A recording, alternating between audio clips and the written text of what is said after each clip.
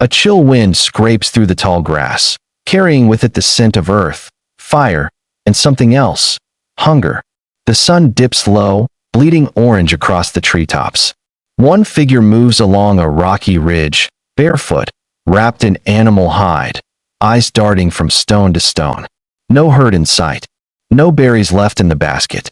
Just the gnawing reminder that empty stomachs don't wait patiently. He crouches beside a half-buried rock, weathered and jagged, and pulls it free. It's not much to look at, dull gray, lopsided, but he's not here for pretty. He's here for sharp. With a grunt, he slams it against another stone. It splits in two with a harsh crack, sending shards flying. One sliver glints in the fading light. A clean edge, smooth and dangerous looking. He picks it up slowly, turning it in his palm. The edge bites into his thumb, not deep, but enough to draw a surprised hiss. And a smile. So before you enjoy the story, take a moment to like the video and subscribe to the channel, but only if you really like what I'm doing here. Now, back to the story. The idea is simple. Break something until it's useful. But this moment is anything but. It's a turning point. Not just for this hungry man, but for all of human history. Because here, on this wind-bitten hill, one human has just crafted his first blade. It starts with stone, always stone. Harder than bone, sharper than teeth when fractured just right. And no, early humans didn't have blueprints or training manuals. They had necessity, frustration, and a lot of time on their hands. In fact, some of the earliest known tools, called Oldowan tools, date back nearly 2.6 million years. They weren't fancy, just flakes chipped from a core, but they got the job done. Tonight, our prehistoric inventor uses his new shard to slice a strip of bark from a nearby sapling. He winds it tightly around the base of the flint, binding it with dry grass, twisting and wrapping until the blade feels like an extension of his hand. It's crude. It's uneven. It's beautiful. He tests it on a piece of dried meat from the fire pit. What's left of last week's catch. The blade slices cleanly, smoothly. Better than the bone he used before. Better than his own fingernails, which are starting to resemble tiny, dirty claws. And here's the strange part. He's not alone in this discovery. Around the same time, in completely different corners of the world, humans and their cousins, Homo habilis, Homo erectus, even Neanderthals, were all doing the same thing. Finding sharp edges, crafting tools, building the first whispers of human innovation. Of course, not every experiment was a success. Somewhere across the plains, another would-be inventor is probably still nursing a gash in his palm after trying to make a hammer out of a turtle shell. Spoiler, not recommended. But for our lone hunter tonight, the blade works. He carves. He shapes. He eats. And as he looks out into the darkness, a new thought flickers in his mind. Faint, like smoke on the wind. If I can make this, what else can I make? The answer to that silent question, what else can I make, arrives not with a thunderclap, but with a series of unfortunate bruises, splinters, and extremely poor guesses. Innovation, it turns out, is not a graceful process.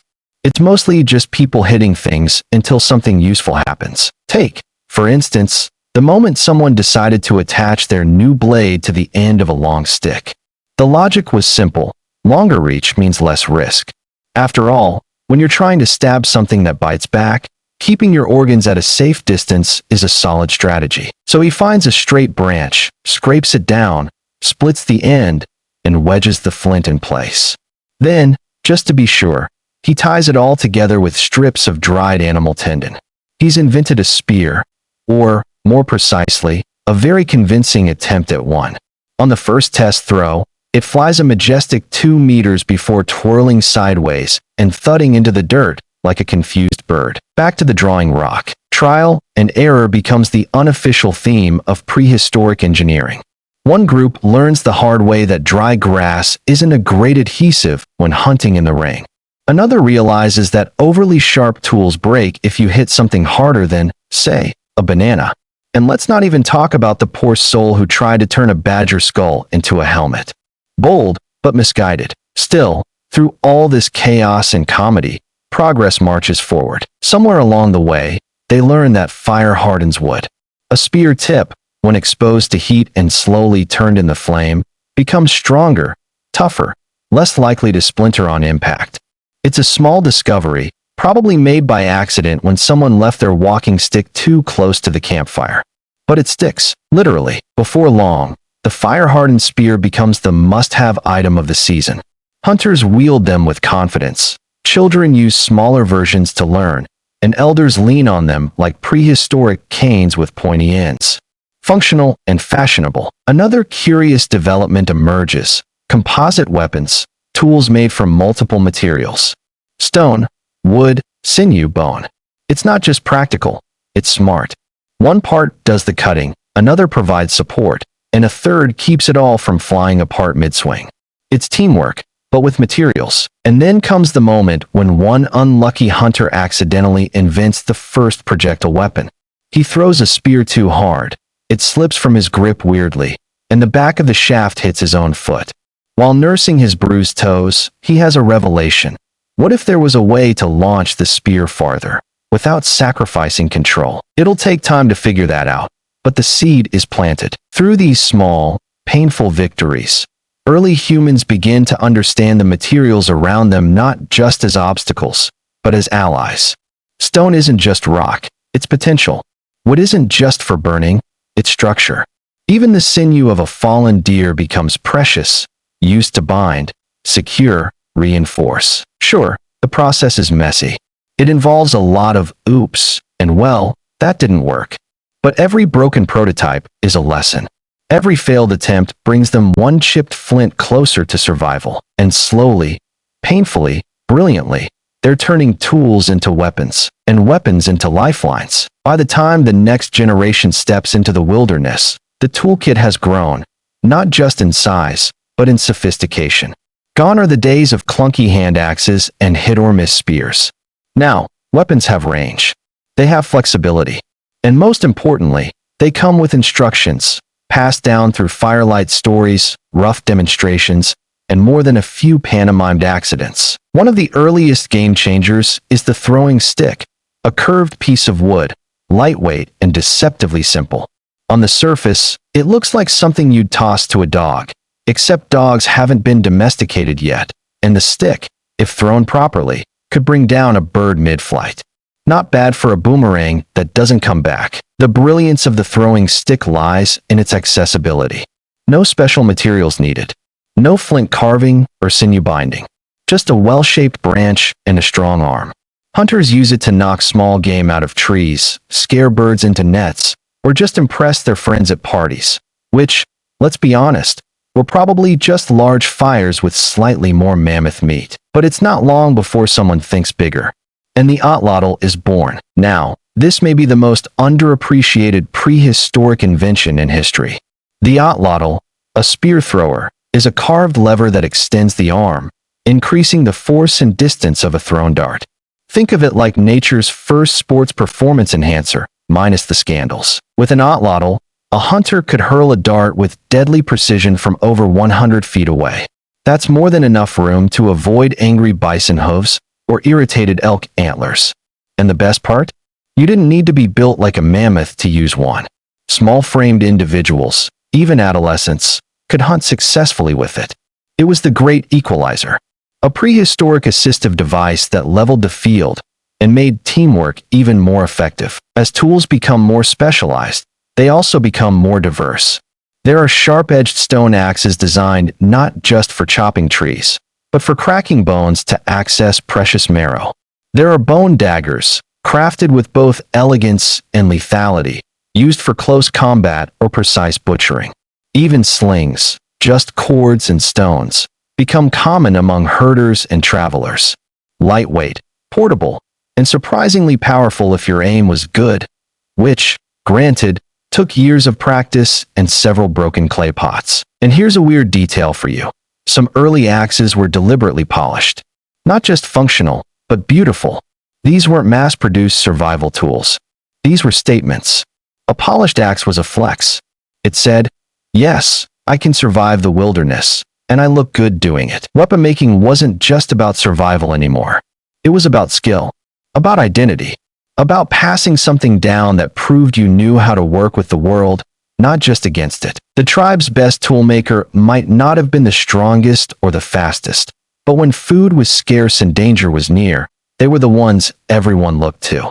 Because behind every brave hunter was someone who chipped the flint just right, tied the sinew just tight enough, and knew exactly which tree gave the best spear wood. These tools didn't just allow early humans to hunt more efficiently. They opened new possibilities, fishing with barbed spears, digging for roots with sharpened sticks, building shelters with stone hatchets. They transformed danger into opportunity. And with every new invention, the human hand became more than a grasping limb. It became a craftsman's gift. The fire crackles low as the tribe gathers around it, the smell of roasted meat mingling with smoke and damp earth. A child leans forward, eyes wide, watching as an elder unwraps a bundle wrapped in fur. Inside, tied together with sinew and softened bark, are tools. Not just any tools, but weapons that hold stories. There's a flint blade, worn smooth at the handle from years of use. A spear tip blackened at the edges, scorched in the same fire that cooked a meal and drove off wolves. A throwing stick notched with tiny symbols, like a secret language only the tribe remembers. The elder passes each item around, letting fingers young and old trace the edges. And as they do, something becomes clear. These weapons are more than survival gear. They're heirlooms. They carry the weight of memory. Weapons, by now, are no longer just things people use. They're things people are known for. That polished axe. It belonged to the man who took down the bear near the river. That curved blade, crafted by a woman whose tools were so sharp, people said they could slice wind. Hyperbole? Maybe. But stories have a way of sharpening reality. Even burial sites show this shift. In graves over 30,000 years old, archaeologists have found carefully placed weapons buried beside the dead, not tossed and randomly arranged, like messages to the beyond, like a final whisper of who they were and how they fought to live. One ancient grave in Europe even contained a child no older than 12, buried with a miniature spear. Whether it was ceremonial or practical, we don't know, but the message rings out clearly. This child mattered. This life fought, too, and that's where it gets fascinating. The human hand didn't just craft tools to change the world, it crafted meaning. Identity, protection, reputation, all woven into sharpened stone and carved wood. A tool made well wasn't just useful. It was respected, of course. Not every weapon earned glory. Some were practice runs, flung into trees and lost in tall grass. Others broke on the first try or just felt wrong in the grip. But even those had value. They were steps in the learning. Proof that every master flint knapper once bloodied their thumb or whacked their shin trying to test a new spear design in flip-flop weather. It's easy to imagine one of those early inventors grumbling, "Why do I always get the blunt one?" Some things never change. And still, generation after generation, the tools evolved. Not just sharper or stronger, but smarter, balanced, customized, decorated. Some weapons even bore etchings, zigzags, dots, maybe even names, or love notes. It's entirely possible someone once carved for Nala into the side of a hunting dart and accidentally invented the romantic gift. And here's the wildest twist of all. These tools, these rough instruments of survival, eventually led to everything else.